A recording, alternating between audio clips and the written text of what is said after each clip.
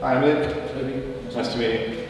I'm one of the trainers here at Duke's Meadows. I'm just going to talk you through the deadlift, possibly one of the most technical exercises in the gym, and it's so important that you do get it right, otherwise you can end up injuring yourself. So if you want to step forward and grab hold of the bar, you want your hands just outside your knees. You can use a mixed grip or a neutral grip. Toby here is going for a mixed grip. The most important bit is you keep it flat back, and Toby's doing that really nicely there. Lumbar spine's really flat. I want you to pinch your shoulder blades a little bit more, really keep them pulled back the whole time. And then from there, you're going to think about lifting from the chest first, drive upwards, and maintain that neutral spine the whole way. Good. And then you want to reverse that movement, nice and slow on the way down. Good. Do a few more reps for me. But that was great.